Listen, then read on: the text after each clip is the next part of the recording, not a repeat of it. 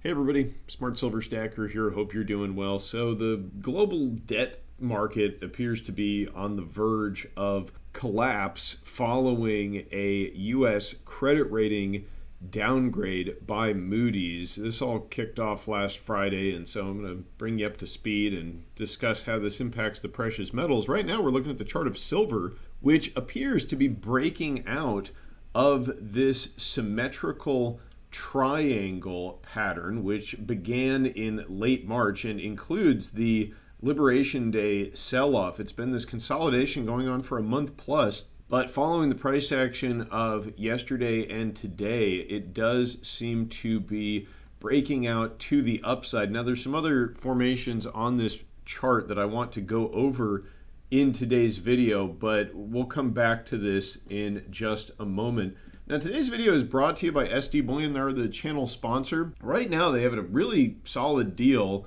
You can get junk silver at spot, 90% US silver half dollars. Now, you might have seen this yesterday and been able to buy these at a cheaper price if you're a subscriber to my newsletter, because I sent out a price alert regarding this. Not every day that you can pick up silver at spot in unlimited quantities from a reputable dealer. And not only that, it's one of my favorite coins to stack. If you've been watching the channel for a while, you know that. I want to touch on a few points related to junk silver in this video as well. But first, let's just get down to the debt crisis situation that is playing out in the US and globally. We've got US Treasury yields spiking. We've got Japanese bonds, the yield on those are spiking to the highest on record. And this all started on Friday when Moody's, the rating agency, downgraded the US credit rating.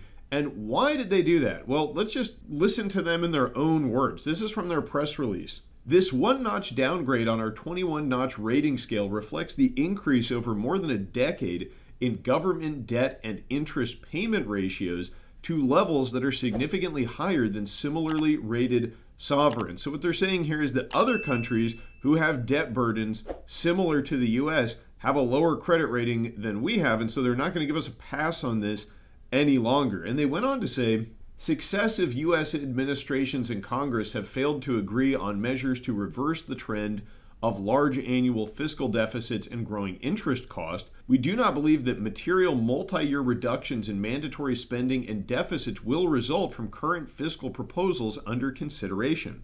Over the next decade, we expect larger deficits as entitlement spending rises while government revenue remains broadly flat. In turn, persistent large fiscal deficits will drive the government's debt and interest burden higher.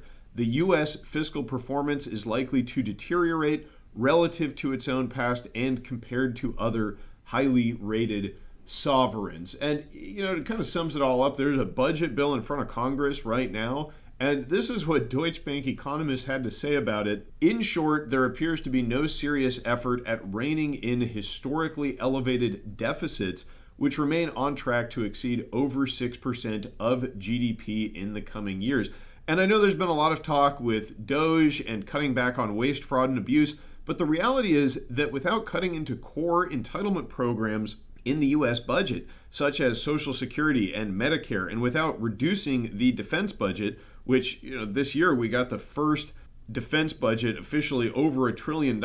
So none of those costs are coming down. And without cutting those, there's really no way to solve the problem. It's just mathematics. It's not one party versus the other. I know people are upset because they paid into these things, but math just isn't mathing when it comes to the entitlement programs. It's politically unviable to cut those, so it's not going to happen. Now, following that Moody's downgrade, here's some of the fallout from that. The 30-year Treasury yield in the U.S. went above 5%. Now, this headline is from Monday, and it says it briefly went above that. But let's go and take a look at where yields are at. No matter how high the yield on U.S. Treasuries goes, I'm not particularly interested in buying government debt. But at the United Precious Metals Association, you can earn interest on your gold paid in gold through a gold-back lease. Find out more at upma.org. Link down in the description.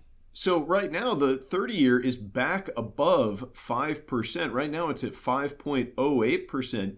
And that 5% level is somewhat important. So this is the 5% level right here.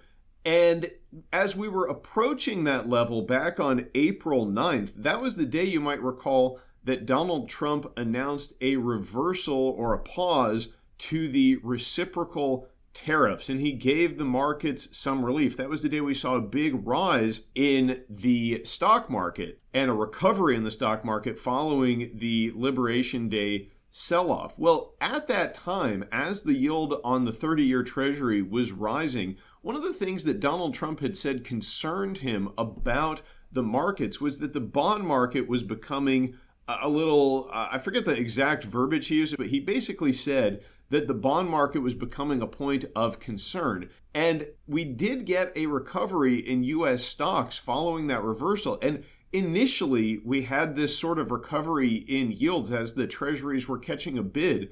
But as of the beginning of May, yields have been on the rise again, and then that Moody's downgrade seems to have accelerated that rise. And it's not just in the U.S. This is not just a U.S. problem, although rising treasury rates in the U.S. certainly is a problem. In Japan, on Tuesday, you saw this huge surge in Japanese government bond yield. The Japanese 20-year bond, the yield rose 15 basis points to the highest level since October of 2000, and then their 30-year and 40-year bonds both surged to record all-time high yields. So the Japanese bond market now getting killed following this initial surge in the U.S. debt market. And there's a few second and third order effects that we need to think about here when it comes to surging bond yields, especially in these massively indebted economies like Japan and like the U.S. The first is that these higher yields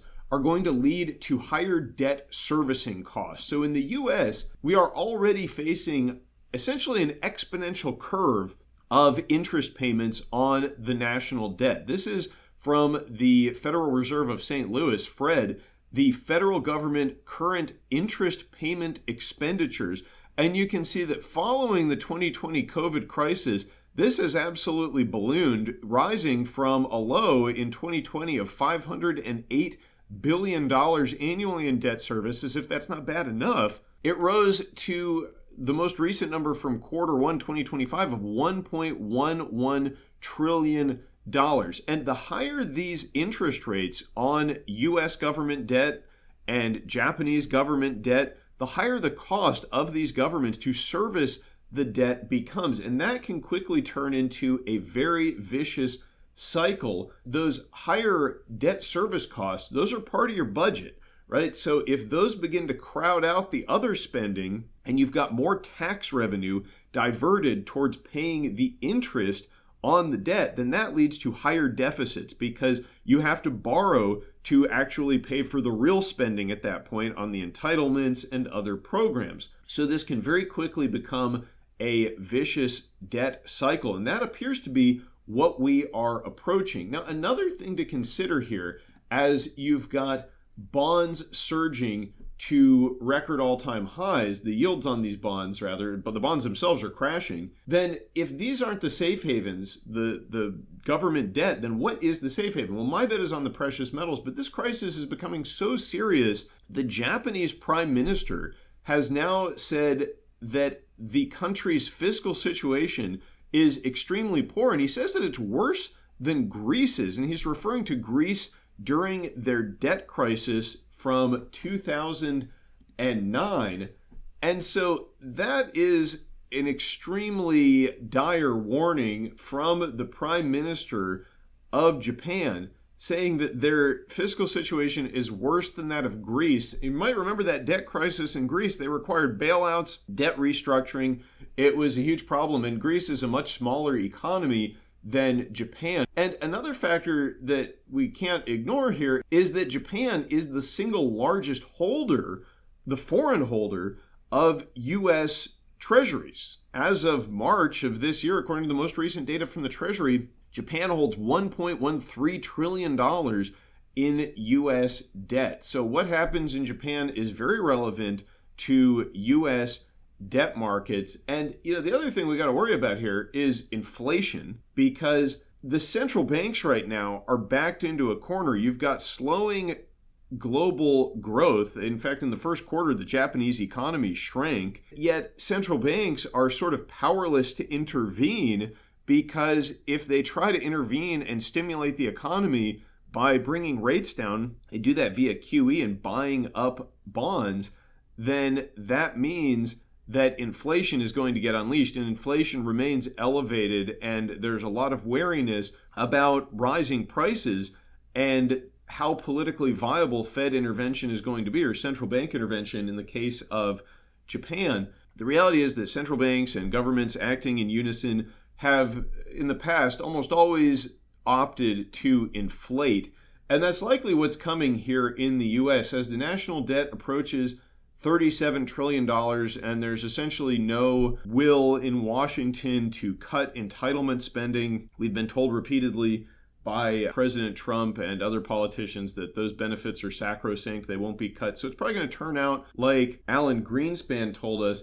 And we can guarantee cash benefits as far out and at whatever size you like, but we cannot guarantee their purchasing power. The benefits are going to get paid, but there's no way you're going to be able to guarantee the purchasing power of the currency that they are paid in. Now back to the 90% junk silver. I sent this newsletter out Monday when that deal was first announced. It wasn't a sponsored email or anything. I just thought it was a deal that stackers should be aware of. Now, if you want to get price alerts like that, sign up for my newsletter with the link down in the description. But I covered a few reasons why I think this was a deal worth taking advantage of. Now, the first one was just that, silver at spot price, no brainer, right? No quantity limits. It's on 90% junk silver. Great. The other things, though, are that the times are still tough, right? We're already facing inflation. And the reason that these coins are available at spot is because people who hold these old coins are selling their silver to make ends meet. And silver has gone up. I mean, it's higher than it was several years ago.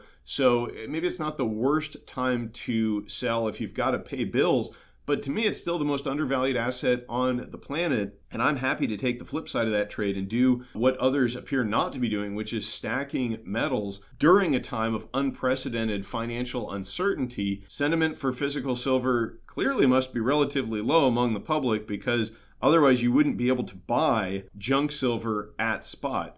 But once sentiment flips, that can change very rapidly. All it takes is one financial crisis to trigger a sudden demand for physical metal. And the supply of junk silver has been shrinking, hasn't been minted since 1964. So it's a very limited supply. I've made videos about how limited that probably is in the past. I'll put a card up on the corner so you can check those out if you want to. In March of 2023, when we had banks failing, the premiums on junk silver shot up to 50 to 60%. So the fact that there's literally no premium over spot right now makes it a steal, I think. And when you observe what's happening in the global debt market, remember what caused Silicon Valley Bank to fail? It was rising yield on U.S. treasuries, because as the yield on newer treasuries goes up, then that means existing issues lose value. As bonds are selling off, the yield goes up. So the balance sheet of many of these financial institutions, as yields rise, become significantly weaker. There's a number out there. We don't know what that number is, but once the yields hit that number, banks start to fail. The Fed is going to have to intervene and print a lot of money. And when that event takes place, there's probably going to be a big demand for physical silver. Just speculation, not financial advice. I'm just telling you my thoughts, but it is where I'm putting my money. So let's finish up by examining some additional formations on the silver chart. Silver appears to be breaking out of this triangle, which goes back about a month or so, a little over a month. Now, if we zoom out, there's a few other patterns to take a look at here. The first being this large ascending triangle, which goes back about 5 years. It goes back to the COVID sell-off lows and the recovery from that level. And this is a very bullish formation, because what you've got here is higher lows and higher highs converging together. And so to break out of this formation, which would be a very bullish development for the silver price, we would need to get a close above $36. So if you see a solid close above $36 on the silver spot price on significant volume, then I think it's safe to say that you can take that as an indicator that silver is getting ready to make a big move to the upside. And then I'm going to switch to the weekly chart, and I want to examine the other very bullish formation on the silver chart, the long-term cup and handle that dates back to 1980 and those 1980 highs. You can see the handle of that is around $50. So that 36 level is sort of an intermediate target for silver's bull market. To get the really big move, though, to the inflation-adjusted all-time highs and the big move that silver stackers have been looking for some time now, we're going to need to see silver rise above 50. But if it does that, if we get a close above $50, there's really very little overhead resistance because it will be uncharted territory. And given that this will likely be occurring against the backdrop of a global debt crisis and a financial crisis, there's going to be a lot of interest in the precious metals as safe havens. And yeah, gold has already been performing very well. I think gold is going to continue to perform well. But if you look at even just recent examples like the March 2023 financial crisis, you can see that there's going to be a tremendous interest for physical silver specifically. I mean, at that time, a silver eagle would trade for sometimes double the spot price of silver. And I expect the real debt crisis, which we may be approaching in short order, you're going to see that market paradigm, but on steroids. So leave me a comment down below to let me know what you think about silver's breakout. How high are we headed from here? Are we around the corner from a major debt meltdown? Thanks for watching, everybody. Stay safe and happy stacking, and I will catch you next time. Smart Silver Stacker out.